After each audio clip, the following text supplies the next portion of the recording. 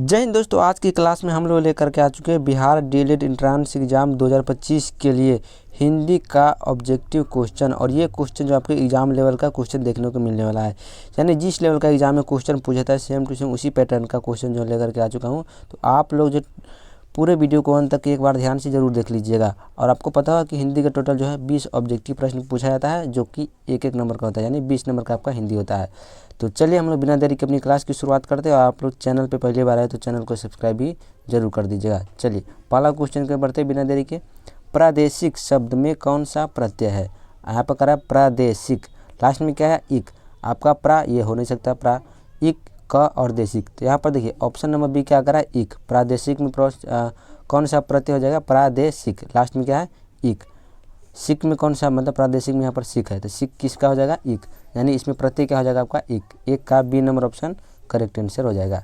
चलिए दूसरा नंबर प्रश्न देखिए। दूसरा नंबर प्रश्न में क्या करा? ईश्वर को न मानने वाला व्यक्ति के लिए एक शब्द क्या है? यानी वैसा व्यक्ति जो ईश्वर को नहीं मानता है, उसके लिए हम लोग एक शब्द में क्या कहते हैं? सनाथ, आस्तिक, पंडित या फिर नास्तिक। तो ऑप्शन नंबर डी यहाँ पर देखिए, नास्तिक जो है जो ईश्वर को नहीं मानता है उसको हम लोग एक शब्द में क्या कहते हैं? नास्तिक, यानी भगवान पे भरोसा नहीं रखने वाले। चलिए दो का राइट आंसर डी नंबर हो जाएगा। तीसरा नंबर प्रश्न में बढ़ते हैं। आप लोग एक बार ध्यान से सारे क्वेश्चन को देख लीजिएगा।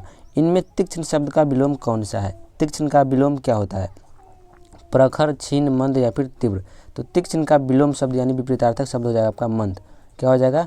मंद, यानी अस्थिर। ऑप्शन नंबर सी जो है इसका राइट आंसर हो जाएगा। मंद यानी अस्थिर जो है तीक्ष्ण का अपोजिट यानी विलोम हो जाएगा।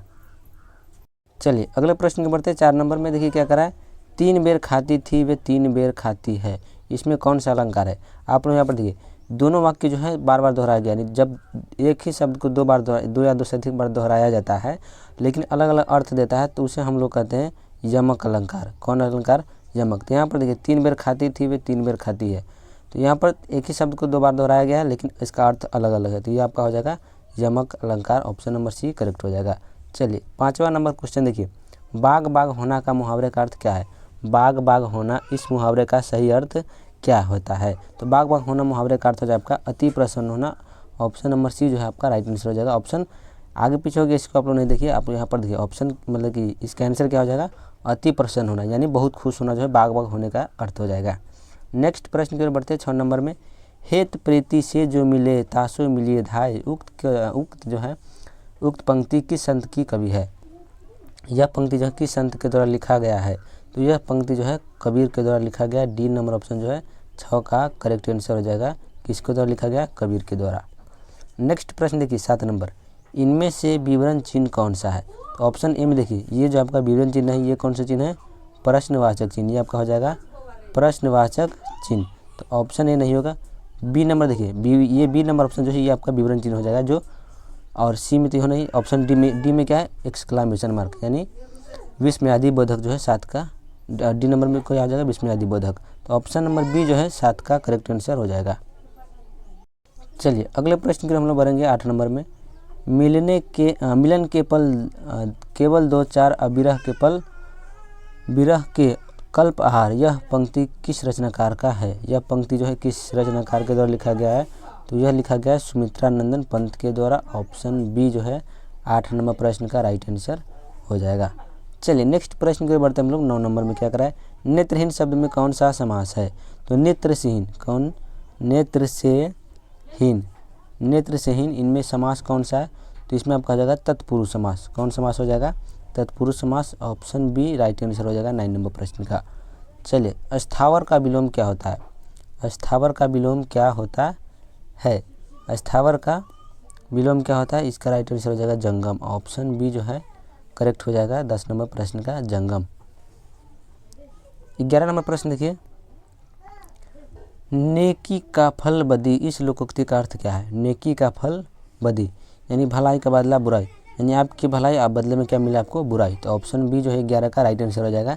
नेकी का फल बदी इस मुहावरे का अर्थ होता है, यानी लोकोक्ति का अर्थ। 12 नंबर क्वेश्चन देखिए। देवर्षि का सही संधि विच्छेद क्या होगा? तो देवर्षि का यहाँ पर देखिए ऑप्शन ए में देव ऋषि और देवर्षि और देव अर्षि और देवर ऋषि। तो ऑप्शन ए में देखिए यहाँ पर क्या कर रहा है? देव और ऋषि ये मिलकर क्या बन जाता है? देवर्षि। चलिए 13 नंबर देखिए। आप लोग बैकग्राउंड साउंड को थोड़ा इग्नोर कर दीजिएगा। कितना अकेला आकाश किस विद्या की रचना है? कितना अकेला आकाश जो है यह किस विद्या में लिखा गया? उपन्यास में, आत्मकथा, रेखाचित्र या फिर यात्रावृत्त?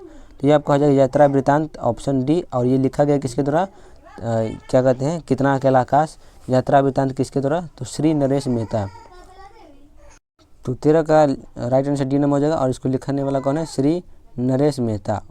इसको किसने लिखा? नरेश मेहता। आप लोग ये बात भी ध्यान रखिएगा। चलिए अगले क्वेश्चन को बढ़ेंगे हम लोग 14 नंबर में।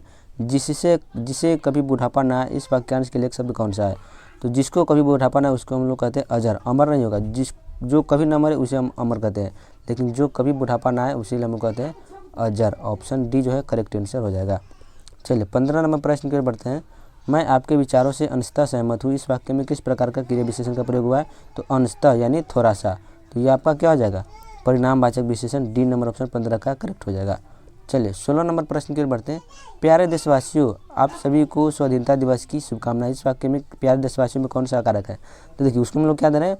देशवासियों को बधाई दे रहे हैं, शुभकामनाएं दे रहे हैं, तो उसके क्या हो जाएगा? संबोधन कारक। डी नंबर ऑप्शन सही हो जाएगा।